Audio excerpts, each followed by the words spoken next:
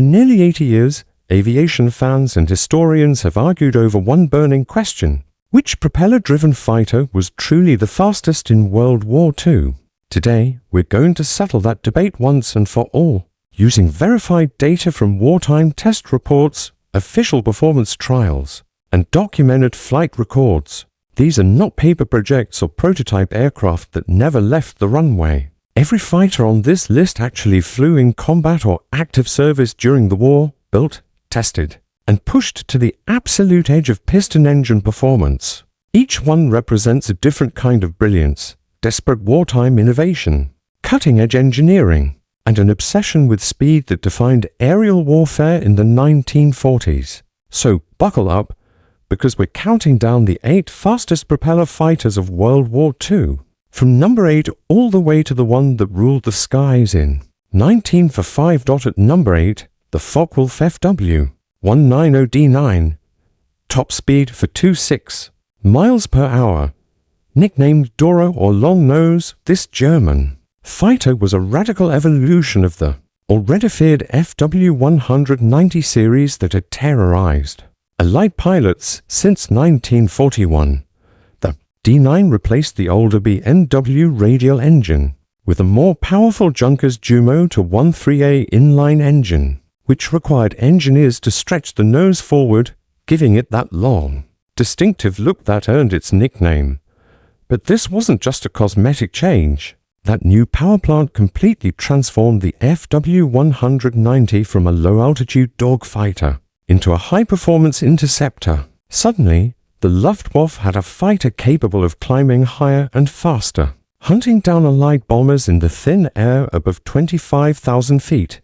Production started in August 1944, and by the time the war ended, more than 700 Doras had rolled off the production lines. Luftwaffe pilots praised its improved altitude performance, while still keeping the outstanding roll rate and rugged airframe. That made the FW190 series legendary. Even as Germany's skies filled with enemy bombers, Dora pilots held their ground, fighting with skill and desperation until the final months of the war. The D9's combination of speed, firepower, and resilience made it one of the Luftwaffe's finest late-war fighters.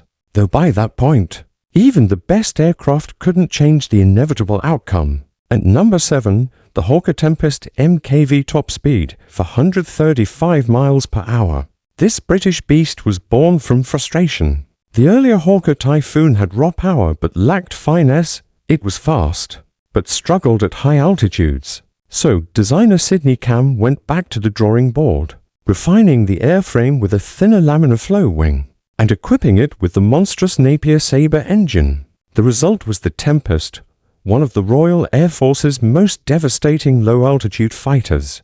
It entered service in April 1944, right in time to face Germany's terrifying V-1 flying bombs.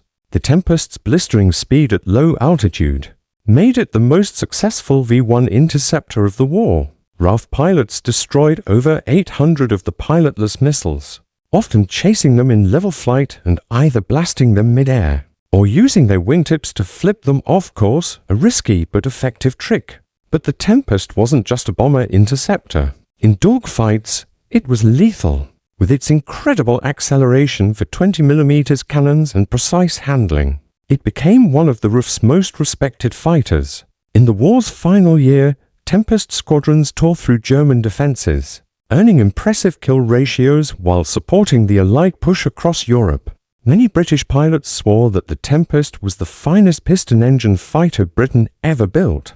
A perfect balance of power, agility, and raw speed. At number 6, the Supermarine Spitfire Mk14, top speed for 146 miles per hour. This was the ultimate evolution of the fighter that had saved Britain during the Battle of Britain just a few years earlier.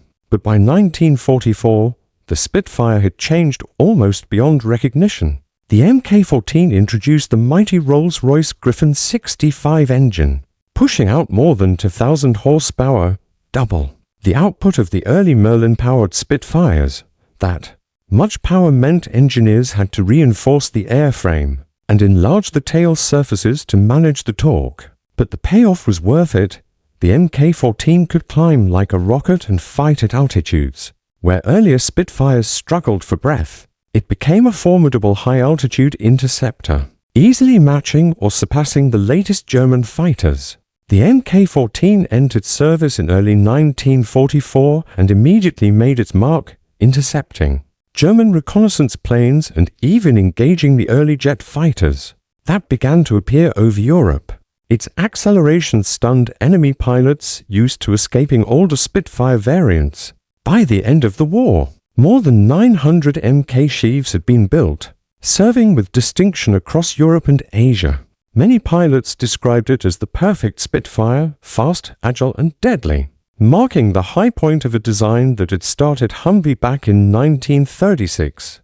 These three machines, the FW-190D9, the Hawker Tempest and the Spitfire Mk-14, were masterpieces of wartime engineering. Each represented a nation's attempt to stretch piston-engine technology to its limits.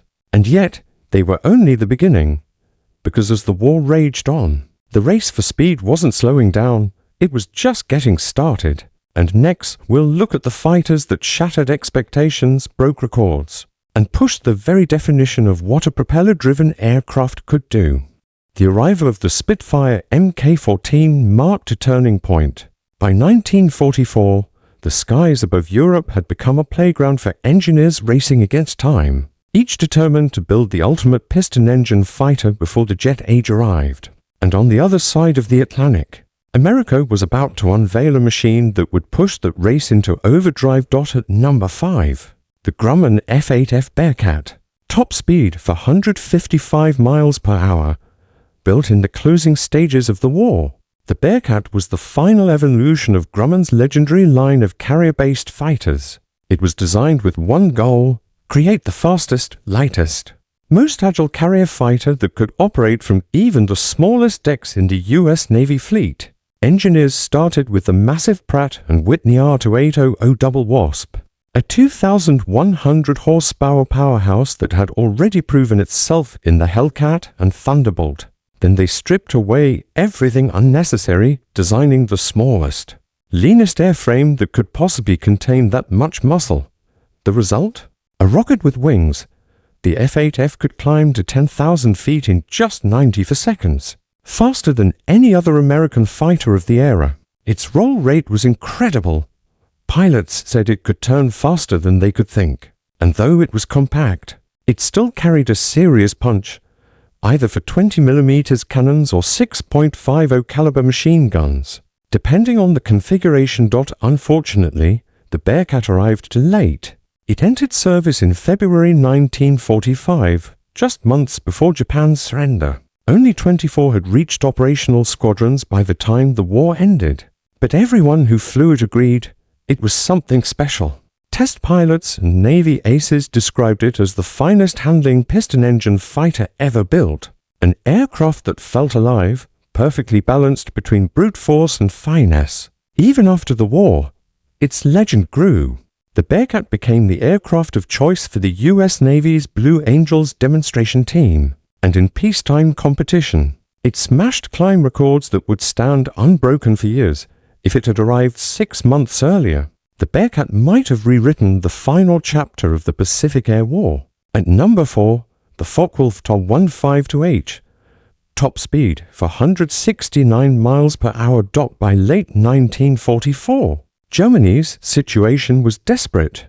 The Allies controlled the skies and high-altitude bombers pounded cities, factories, and fuel depots day after day. The Luftwaffe needed something new, something that could operate above 30,000 feet, where most German fighters couldn't even breathe.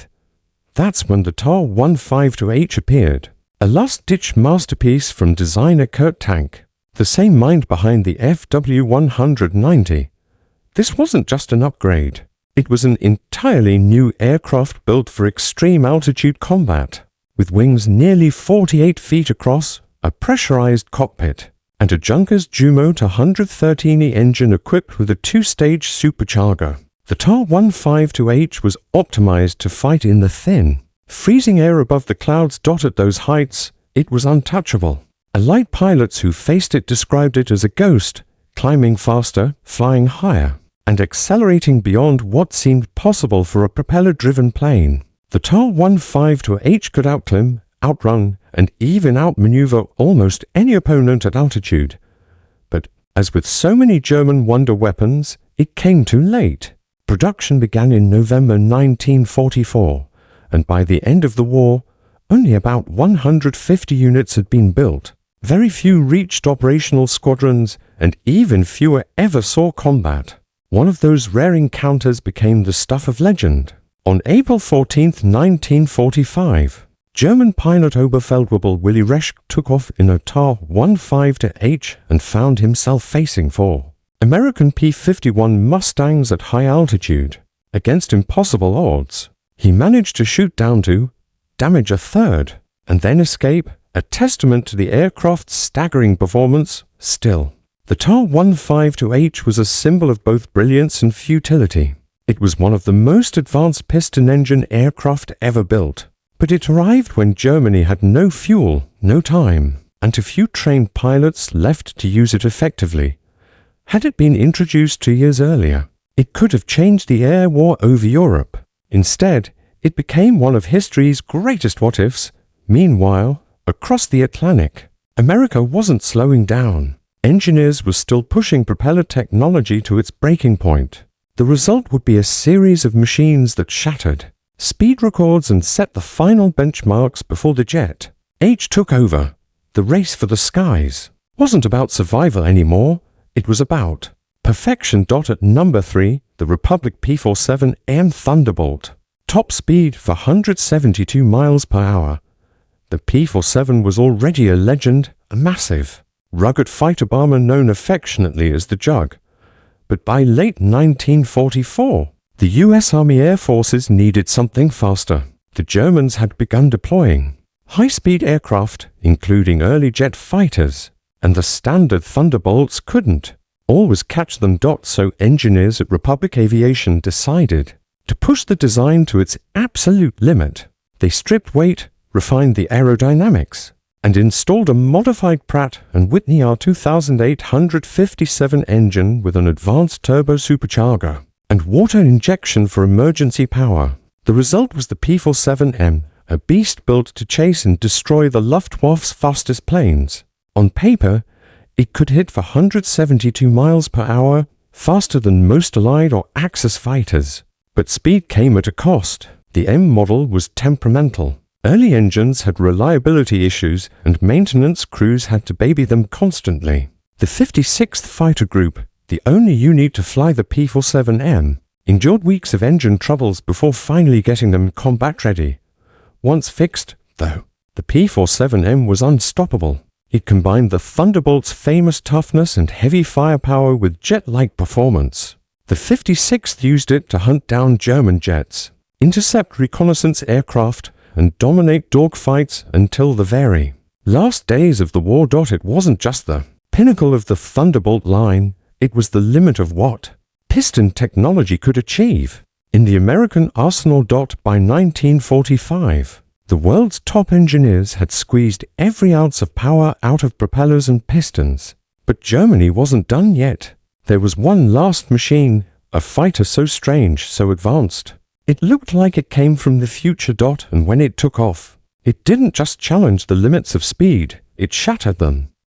By 1945, German engineers were running out of time, but not out of ideas. The Focke-Wulf Ta-15H was their last miracle, a long-winged interceptor that could fight above 40,000 feet where Allied fighters struggled for breath. Its Dumotor 13 East engine and pressurized cockpit gave it unmatched performance at high altitude. In the right hands, it was deadly. In April 1945, German ace Willy Resch shot down to P-51 Mustangs in one engagement, proving the Ta-15H was no myth. But it was too little too late. Only about 150 were ever built, an extraordinary machine born into a collapsing empire. Across the Channel, America was answering with raw horsepower. The Republic P-47M Thunderbolt was designed for one mission, to catch Germany's high-altitude jets. Fitted with a boosted Pratt & Whitney R2800 engine and stripped for speed,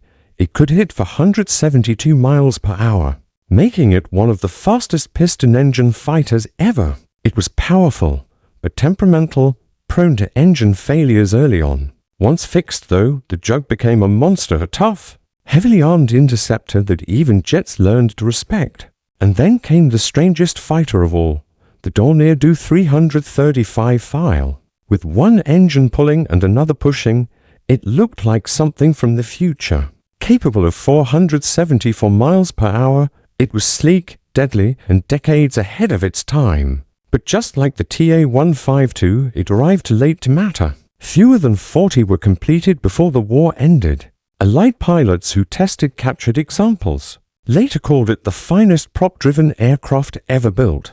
The war was ending, but the race for speed wasn't over yet. The final challenger was about to claim the crown.